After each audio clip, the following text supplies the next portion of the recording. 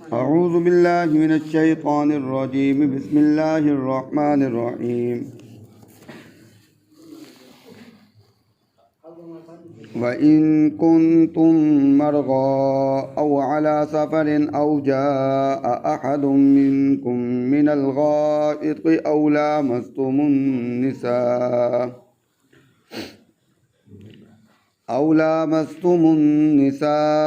فَلَمْ تَجِدُوا مَاءً فَتَيَمَّمُوا صَعِيدًا طَيِّبًا فامسحوا بوجوهكم وأيديكم إن الله كان عفوا غفورا صدق اللہ العظیم۔ میرے محترم سامعین، سورۃ النساء پارہ نمبر 5 کی ایک آیت کا کچھ حصہ آپ کے سامنے تلاوت کیا ہے، اور اس حصے میں اللہ تبارک و تعالی نے تیمم کا ذکر فرمایا ہے، اور اس کے پہلے حصے میں جو کہ جس کا ذکر گزر چکا ہے، اللہ تبارک و تعالی نے اس میں نماز کے بارے میں ذکر فرمایا ہے کہ کن کن حالتوں میں نماز نہیں پڑھی جا سکتی۔ 2 حالتوں کا ذکر ہوا ہے۔ ایک حالت جو ہے نشے کی حالت، جب تک کہ نشہ اتر نہ جائے، آدمی ہوش و حواس میں نہ آ جائے۔ دوسری صورت جو ہے وہ جنبی ہونے کی حالت میں، کہ آدمی جنابت کی صورت میں اور جنبی ہونے کی حالت میں، ناپاک ہونے کی حالت میں جو ہے وہ نماز نہیں پڑھ سکتا، نماز کے قریب نہ آئے یہاں تک کہ وہ غسل نہ کر لے۔ تو غسل کی ترتیب تو آگے انشاءاللہ آئے گی، مگر غسل کے بارے میں یہ بات یاد رکھیں کہ ہر عمل کے کچھ کام ایسے ہوتے ہیں اگر ان کو چھوڑ دیا جائے تو وہ عمل نہیں ہوتا۔ ان اعمال کو، ان کاموں کو فرض کہتے ہیں۔ تو غسل کے اندر 3 فرض ہیں، اس کو یاد رکھیں۔ غسل کے اندر 3 فرض ہیں۔ اگر غسل آدمی کرتا ہے تو غسل کے اندر اگر کوئی سنت رہ گئی ہے، مستحب رہ گیا ہے تو غسل ہو جائے گا۔ اگر فرائض میں سے کچھ رہ گیا ہے تو غسل نہیں ہوگا۔ ایک فرض یہ ہے کہ کلی کرنا۔ آدمی نے غسل کیا ہے اور اس نے کلی نہیں کی تو اس کا غسل نہیں ہوگا، اور جب تک کہ وہ کلی نہیں کرے گا۔ اسی طریقے سے غسل کا دوسرا فرض جو ہے وہ ناک میں پانی ڈالنا ہے۔ ناک میں پانی نہیں ڈالے گا تو غسل نہیں ہوگا، اگرچہ دوسرے سارے کام اس نے کیے ہوں۔ تیسری بات یہ ہے کہ پورے بدن پر ایک بار پانی بہانا، کہ ایک بال برابر بھی، مسام برابر بھی جگہ خشک نہ رہے۔ اگر ایک بال کے برابر نکلنے کے، مسام کے برابر بھی جگہ خشک رہ گئی تو غسل نہیں ہوگا۔ یہ 3 فرض ہیں۔ اگر کسی کو غسل کی ترتیب نہیں آتی، کیسے غسل کیا جائے، تو غسل کرنے جائے تو اگر وہ یہ 3 باتوں پر عمل کر لے تو اس کا غسل ہو جائے گا۔ تو یہ دین کے اندر بہت آسانی ہے، تو آدمی جو ہے محروم نہیں رہتا۔ آگے فرمایا کہ اب آگے تیمم کے بارے میں بتلایا گیا ہے۔ فرمایا کہ وَإِن كُنتُم مَّرْضَىٰ، اگر تم مریض ہو، تو مریض کے بارے میں یہ بات فرمائی گئی کہ اگر تم مریض ہو، او علی سفرٍ، یا تم سفر پر ہو، او جاء احد منکم من الغائط، فرمایا کہ یا تم میں سے کوئی بیت الخلاء سے آیا ہے، یا او لامستم النساء، یا تم نے چھوا ہے عورتوں کو، فلم تجدوا ماء، بس تم پر غسل جو ہے وہ فرض ہو چکا ہے، فتیمموا، فلم تجدوا ماء، بس تمہارے پاس پانی بھی موجود نہیں ہے، پھر تم کیا کرو؟ فرمایا کہ فتیمموا صعیداً، بس تم جو ہے پھر تیمم کر لو، ارادہ کر لو پاک مٹی کا، اور اس کا طریقہ پھر بتلایا کہ فمسحوا بوجوہکم، پس تم اپنے چہروں کو ملو، وایدیکم، اور اپنے ہاتھوں کو ملو، ان اللہ کان عفوا غفورا، کہ بے شک اللہ تعالیٰ بہت بخشنے والا، نہایت بخشش کرنے والا ہے، نہایت معاف کرنے والا اور بہت بخشنے والا ہے۔ اب یہ تیمم جو ہے، نبی کریم صلی اللہ علیہ وسلم نے فرمایا کہ یہ امت کی خصوصیات میں سے ایک خصوصیت ہے۔ فرمایا کہ پہلی امت کو یہ تیمم بھی نہیں دیا گیا تھا، اور اسی طریقے سے نبی کریم صلی اللہ علیہ وسلم نے فرمایا جعلت لی الارض مسجدا، فرمایا کہ ساری مسجد جو ہے نا، ساری زمین کو جو ہے میرے لیے جو ہے وہ مسجد بنا دیا گیا ہے، اور اس سے پہلے جو ہے یہ مسجد بھی نہیں دی گئی، یعنی کہ یہ بھی مسجد والا معاملہ بھی نہیں کیا گیا۔ تو تمام جگہ کو مسجد نہیں بنائی گئی۔ پہلی امتوں پر یہ بات لازم تھی کہ وہ کہیں پر بھی ہیں تو وہ عبادت خانے میں عبادت کرتے تھے، کسی اور جگہ ان کو عبادت کرنے کی اجازت نہیں تھی، ان کو حکم نہیں دیا گیا۔ یہاں تک کہ یہ بات آتی ہے کہ کچھ قومیں تو ایسی تھیں کہ ان کے لیے ایک خاص پھٹا ہوتا تھا جو اپنے ساتھ کمر پر باندھ کر رکھتے تھے، اور جہاں جاتے تھے وہاں پھٹا بچھاتے تھے، اسی پر عبادت کرتے تھے، اور ان کو زمین پر عبادت کرنے کی اجازت نہیں تھی، ان کے لیے زمین پاک نہیں تھی۔ تو اس وجہ سے تو یہ تیمم جو ہے یہ ان خصوصیات میں سے ہے جو نبی کریم صلی اللہ علیہ وسلم کے ذریعے سے ہمیں یہ رعایت ملی ہے تیمم کی۔ اب فرمایا کہ تیمم جو ہے کون کون لوگ، کن وجوہات پر تیمم کیا جا سکتا ہے۔ ایک وجہ جو لکھی گئی ہے یہاں بتلائی گئی ہے، فرمایا کہ وَإِن كُنتُم مَرْضَىٰ، اگر تم مریض ہو، تو علماء فرماتے ہیں ایسا مرض جس کے اندر یہ خطرہ ہو کہ اگر میں پانی کا استعمال کروں گا تو میری بیماری میں اضافہ ہو جائے گا،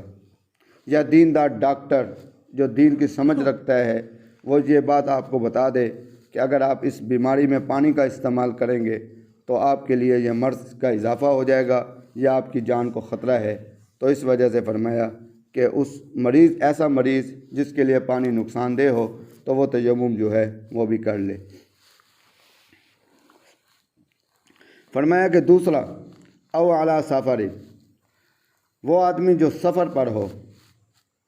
تو یہاں سفر سے مراد یہ ہے کہ آدمی سفر پر ہو تو سفر میں اس کو پانی نہ ملے، ایسے سفر میں ہو کہ نماز کا وقت بھی قریب ہو، ختم ہونے والا ہو، اور ایسی جگہ پر ہو کہ وہاں پر پانی بھی موجود نہ ہو، ذخیرہ بھی ختم ہو جائے اور سفر میں پانی بھی کہیں نہ ملے، تو فرمایا پھر وہ جو ہے وہ بھی تیمم کرے گا، نماز پڑھے گا پانی نہ ہونے کی وجہ سے۔ یہ نہیں کہ سفر کی وجہ سے تیمم نہیں کرے گا، بلکہ پانی نہ ملنے کی وجہ سے وہ جو ہے تیمم کرے گا۔ اب اس پر ایک واقعہ آتا ہے، نبی کریم صلی اللہ علیہ وسلم کیونکہ نبی تھے، آپ نے سفر جو فرمایا ہے کئی جگہ ایسی تھی جہاں پانی موجود تھا، کئی جگہ ایسی تھی وہاں پانی موجود نہیں تھا، مگر کچھ جگہوں پر تیمم بھی کیا گیا، کچھ جگہ پر نبی کریم صلی اللہ علیہ وسلم کے معجزات بھی ظاہر ہوئے۔ اسی طریقے سے ایک واقعہ جو ہے کہ جب نماز کا وقت ہو گیا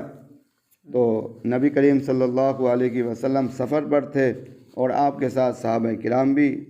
رضوان اللہ علیہم اجمعین بھی تھے، تو آپ نے صحابہ کو بھیجا کہ دیکھو جا کر کہ پانی کو ڈھونڈو، تو وہ پانی ڈھونڈنے کے لیے نکلے تو دیکھا کہ ایک بوڑھی عورت جو ہے وہ اونٹ پر آ رہی ہے، اور اس کے پاس جو ہے وہ اس کی اونٹ پر جو ہے پانی پڑا ہوا ہے بہت سارا، تو انہوں نے اس عورت کو پکڑ لیا اور اس کو نبی کریم صلی اللہ علیہ وسلم کی خدمت میں لائے۔ تو اس عورت نے کہا کہ میں اتنے دور سے پانی لا رہی ہوں، پورا دن جو ہے میں اس مسافت میں رہی ہوں، بہت دور سے میں پانی لا رہی ہوں، اور میرے پاس جو ہے نا وہ یتیم بچے ہیں تو وہ انتظار میں بیٹھے ہیں، پیاسے ہیں، تو اس کے لیے میں یہ پانی لے کر جا رہی ہوں۔ تو نبی کریم صلی اللہ علیہ وسلم نے فرمایا کہ آپ ایسا کرو کہ مشکیزہ جو ہے جس طرف سے منہ ہے اس طرف سے پانی نہ بھرو، دوسری طرف سے کھول کر جو ہے وہ اپنے برتن جو ہے بھر لو۔ تو نبی کریم صلی اللہ علیہ وسلم کے حکم سے برتن بھر لیے گئے۔ جب برتن بھر لیے گئے تو نبی کریم صلی اللہ علیہ وسلم نے اس عورت سے کہا کہ ہم نے تم جتنا پانی لائی تھی اس میں سے ہم نے ایک قطرہ بھی نہیں لیا، بلکہ یہ تو اللہ تبارک و تعالیٰ کی طرف سے رحمت کی وجہ سے ہمیں پانی میسر آ گیا ہے، تو تمہارے پانی میں کوئی کمی نہیں ہوئی۔ جب اس عورت نے دیکھا اور بہت حیران ہوئی،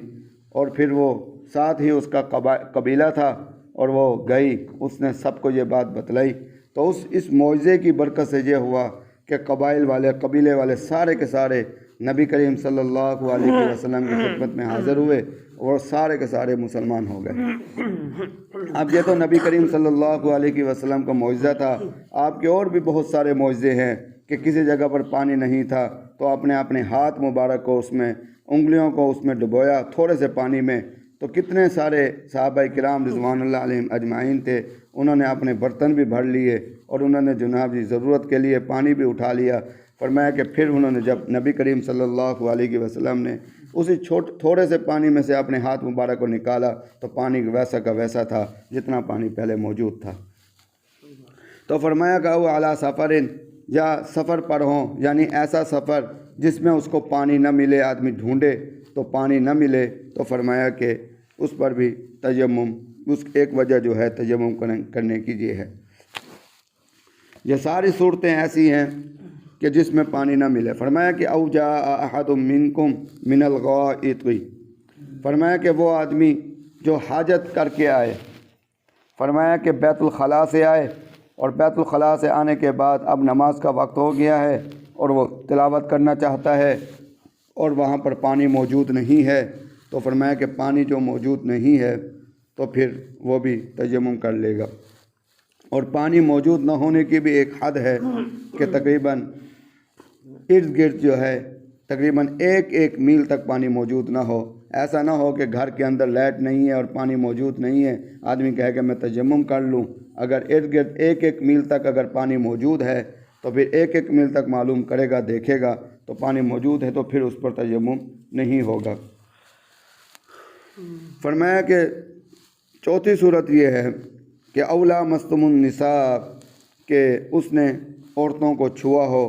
فرمایا کہ عورتوں کو چھونے سے مراد یہ ہے کہ مباشرت کی ہو، تو یہاں پر مباشرت ہی مراد ہے۔ حضرت علی رضی اللہ عنہ بھی یہی فرماتے ہیں، حضرت عبداللہ بن عباس رضی اللہ عنہ بھی یہی فرماتے ہیں، اور حضرت عبداللہ بن مسعود رضی اللہ عنہ بھی یہی فرماتے ہیں کہ اولا مستم النساء، کہ عورتوں کو چھونے سے مراد یہ ہے کہ ان کے ساتھ مباشرت کی ہو۔ مگر کچھ حضرات یہ کہتے ہیں کہ نہیں، کچھ حضرات یہ کہتے ہیں کہ اگر عورت کو ہاتھ لگا دیا تو وضو ٹوٹ گیا تو آپ کو جو ہے وہ غسل کرنا پڑے گا۔ تو اسی طریقے سے کچھ حضرات یہ کہتے ہیں اگر مباشرت کی نیت سے ہاتھ لگا لیا تو پھر بھی وضو ٹوٹ گیا۔ مگر یہاں پر علماء یہ فرماتے ہیں کہ جو کثیر تعداد علماء کی ہے وہ یہ فرماتے ہیں کہ اولا مستم النساء سے مراد یہ ہے کہ عورتوں کو چھونے سے، کہ آدمی نے اگر عورتوں کے ساتھ، اپنی بیویوں کے ساتھ مباشرت کی ہے تو پھر اس پر غسل جو ہے واجب ہوگا۔ تو فرمایا کہ اولا مستم النساء، کہ تم نے عورتوں کو چھوا ہے مباشرت کے ساتھ، یعنی مباشرت کی ہے، تو پھر اگر تمہارے پاس پانی موجود نہیں ہے تو جتنے شرائط ہیں پانی کی وہ موجود نہیں ہیں، تو فرمایا کہ پھر تم اس پر جو ہے وہ تیمم کر سکتے ہو۔ فلم تاجدو، پس تم نے نہ پایا پانی کو، ماءً پانی، فتیمموا، پس تم ارادہ کرو تیمم کا۔ تو یہاں اولا مستم النساء، یہاں پر تو غسل واجب ہوتا ہے، یہاں پر غسل کا بھی ذکر آ گیا ہے کہ آدمی وضو کرنے کی حالت میں ہے تو پھر بھی تیمم کر سکتا ہے۔ اگر آدمی غسل ہونے کے بے غسل ہونے کی حالت میں ہے، غسل کرنا چاہتا ہے تو پھر بھی جو ہے وہ تیمم، پانی موجود نہیں ہے پھر بھی جو ہے وہ تیمم کر سکتا ہے۔ تو تیمم کا پھر آگے فرمایا کہ فتیمموا صعیداً، بس تم ارادہ کرو پاک مٹی کا، طیباً، اور پھر آگے جو ہے تیمم کا طریقہ بتلایا۔ تو تیمم کا طریقہ جان لینا ضروری ہے۔ وضو کے لیے تیمم کیا جائے اس کا طریقہ بھی وہی ہے، اور غسل کے لیے تیمم کیا جائے اس کا طریقہ بھی یہی ہے۔ اس کے لیے جو ہے واقعہ آتا ہے کہ ایک صحابی تھے، ان کو غسل کی حالت ہو گئی، حاجت ہو گئی، اور وہ نہیں جانتے تھے کہ تیمم کیسے کیا جائے۔ اب غسل کے لیے جو ہے تیمم کرنا ہے تو وہ زمین پر لیٹ گئے، مٹی پر، اور مٹی پر لیٹ کر جو ہے لوٹ پوٹ ہونے لگے کہ بھئی تیمم ایسے ہوگا۔ تو پھر نبی کریم صلی اللہ علیہ وسلم کی خدمت میں حاضر ہوئے تو آپ نے فرمایا کہ نہیں، تیمم غسل کے لیے تو تیمم ہے اس کا بھی وہی طریقہ ہے، اور جو وضو کے لیے تیمم ہے اس کا بھی یہی طریقہ ہے۔ اب اس کا طریقہ یہ ہے فَامْسَحُوا بِوُجُوهِكُمْ وَأَيْدِيكُمْ، فرمایا کہ اپنے چہروں کو ملو اور اپنے ہاتھوں کو ملو۔ اب اس کا طریقہ یہ ہے کہ ان چیزوں پر جس کا تعلق زمین کے ساتھ ہے، جو آگ بھی نہیں جلاتی، مثال کے طور پر مٹی ہے، کچی مٹی ہے، پکی مٹی ہے، اسی طریقے سے پتھر ہے، اس پر جو ہے تیمم ہو سکتا ہے۔ تو تیمم کا طریقہ یہ ہے کہ کھلا ہاتھ جو ہے، دونوں ہاتھ جو ہیں کھلے جو ہیں اس پر اچھی طرح لگائیں اور پورا ہاتھ لگے،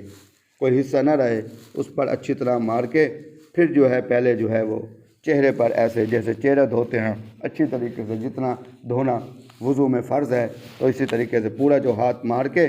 ایک مرتبہ جو ہے وہ اچھی طریقے سے، کوئی جگہ خشک نہ رہے تو خلال بھی کر کے آدمی جو ہے داڑھی بھی اس طریقے سے جو ہے مارے۔ اس کے بعد دوسری مرتبہ جو ہے مٹی پر مار کر پھر یہ جو ہے پہلے دایاں یہ ایسے کر کے یہ پورا ایسے جگہ یہ ایسے کر کے اس طریقے سے جیسے آدمی پھر ایسے کھلے ہاتھ ہوں، ایسے اچھی طریقے سے خلال بھی ہو اور ایسے کر کے یہ ایسے کر کے اس طریقے سے کرے، بس تیمم ہو گیا۔ تو یہ طریقہ ہے۔ پھر فرمایا کہ اب اشکال، انسان کے ذہن میں اشکال پیدا ہوتا ہے کہ جناب مٹی سے تیمم کیسے ہو جاتا ہے، مٹی سے آدمی پاک کیسے ہو جاتا ہے؟ تو آخر میں اللہ تبارک و تعالی نے اس اشکال کا جواب دیا ہے، فرمایا کہ ان اللہ کان عفوا غفورا، اللہ تبارک و تعالی جو ہے معاف کرنے والا ہے، یہ اللہ ہی کی طرف سے ہے، اللہ نے آپ کو معافی دی ہے۔ اگر اللہ آپ کو یہ تیمم کی سہولت نہ دیتا تو پھر آپ کو وضو یا غسل ہی کرنا پڑتا، یا کوئی اور صورت مشقت والی ہوتی تو وہ کرنی پڑتی۔ فرمایا کہ اللہ تبارک و تعالی نے معافی کیوں کی ہے؟ فرمایا کہ غفورا، وہ بہت بخشنے والا ہے۔ تو اس پر اشکال بھی یہ ختم ہو گیا۔ تو اللہ تبارک و تعالی